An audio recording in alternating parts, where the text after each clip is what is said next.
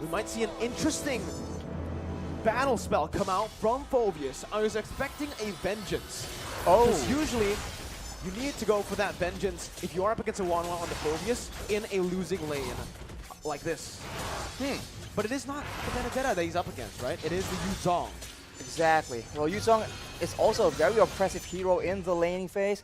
So we'll have to see that can Papadok actually get an advantage, and if he does have an advantage, right, it's still up to the rest of the team to enable, to try and catch out the players before the Phoveus in the hands of Papadok can actually make those crazy plays.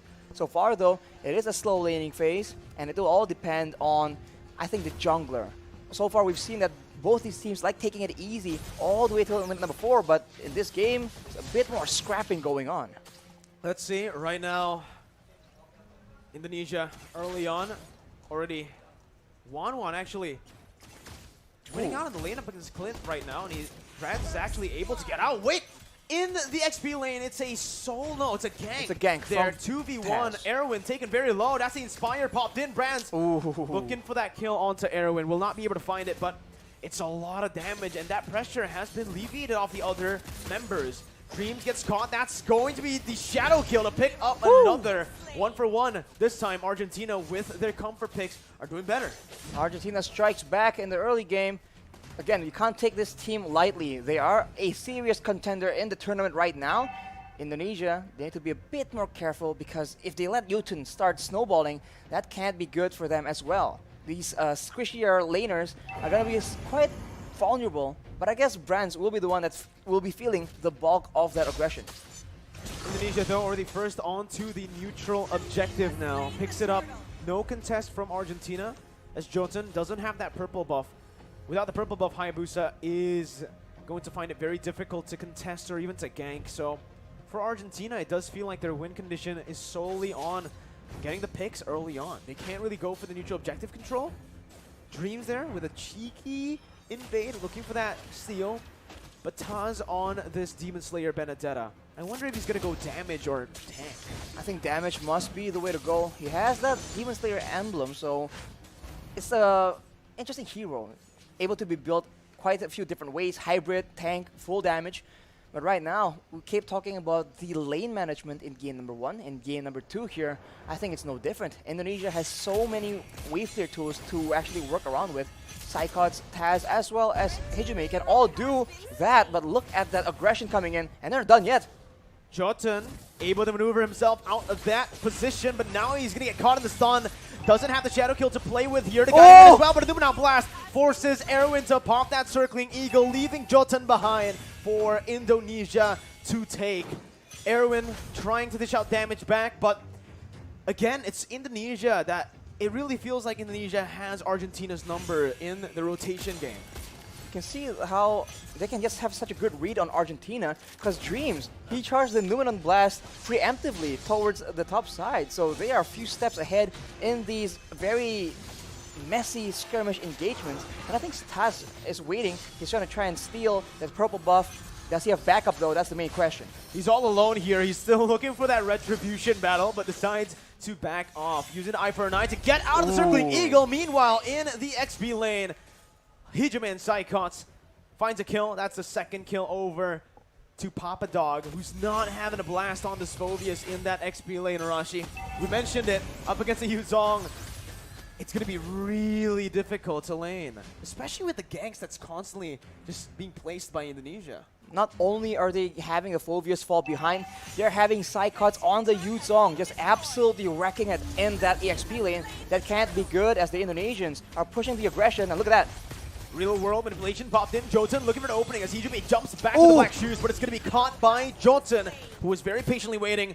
Going to blast onto Civ and on towards Erwin as that's the crossbow attack opened up. Erwin taken low, still able to survive, but with Civ down, this means that not only is Indonesia winning in the XP lane, this Wanwan on the hands of Brands as well is ahead, which is not a good sign.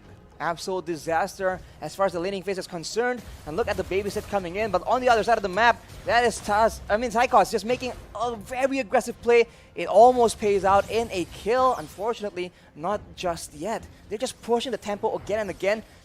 And Argentina, which lane are they supposed to make plays in? Because at every moment, they're getting out-rotated. And Indonesia is just in the bush, just waiting for them to walk in unsuspectingly. It's absolutely insane right now. 5-2. Mataz jumped in all alone there. Looking for the purple buff, finds it and gets out. No punishment. It's actually going to be Indonesia who looked for the collapse under the tier 2. Real world inflation popped in, but Psychos jumped to the Furious Dive. Now, in the midst of it all, Arrow going to be taken low, but Dreams is still alive with the help of Taz, who jumps in with the final blow. Looking for another kill right now as he jumps out, and he buys enough time for Brands to pick up that top side tier 1. They didn't lose a single member in that dive. If you thought Argentina completely out-macroed Slovenia yesterday, this is a bit of a repeat because Indonesia is absolutely leagues ahead from Argentina. Unfortunately, Dreams was not taken out, and due to him being so low, it baits the rest of the members of Argentina, and Indonesia were able to punish that. And while all that is happening, the fight began without Brands, and doing that, Brands just didn't stay still. Goes for objectives, goes for more farm. And we talked about the 1-1 having a good lane. Brands is having an amazing lane, and in the late game, that cannot be good for the side of Argentina. 6th minute, 4-man dive, 4v5, Arashi. That's what made it super impressive. It wasn't a 5v5, it was a 4v5, and they still got out with the better trade. They still were able to take that purple buff unpunished.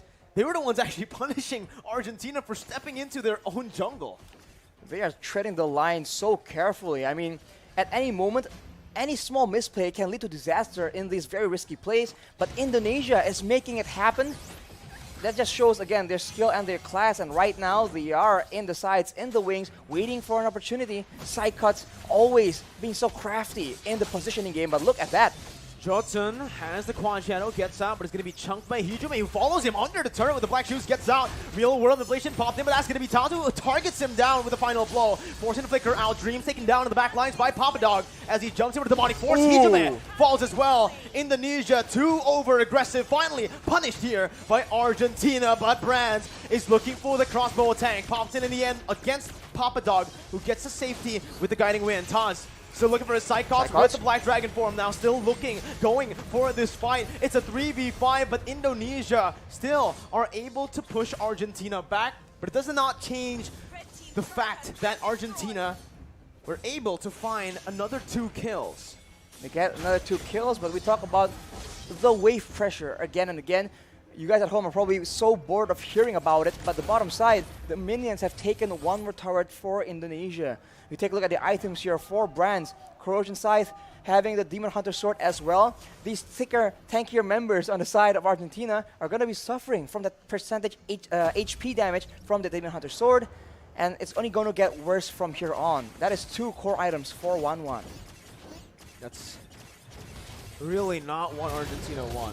The reverse. 1-1 with the Demon Hunter Sword, with the Corrosion Scythe so early on, and now I do believe he is building towards the Windtalker, which is going to be, again, that countermeasure for Brands to go up against the Phobias. When you start to have more attack speed, and when you start to be able to actually dash faster than the Demonic Force, that's when Wanwan can actually somewhat counter the Phobias. Taz is all alone, and he actually baits the entire team, baits some resources as well for Psychos. Goes over to Black Dragon form, petrifying Jotun.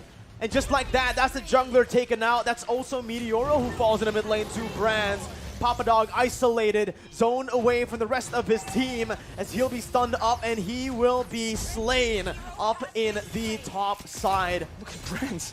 3-0. Brands pushing in the mid lane without a care. He is alone. He is staring 2 members of Argentina in the face. It doesn't matter. He is so ahead right now. He has that confidence, the mechanical skill. And look at that. He's behind the turret. That is, you're not supposed to do that as a marksman, but Brands doesn't care, I guess, as Indonesia wrestles away the control in the jungle from Argentina. But look at that right now. They're just sieging the base as much as possible, and the base turret passive has popped. I can speak based on experience that On the 1-1, if you're snowballed, you can do whatever you want. Yeah. So we'll see once again. Psychots wants to do whatever he wants as well with the Black Dragon form, just penetrating into that base, zoning 4 members away from the base turret. As Franz and Hijume just sieges it down.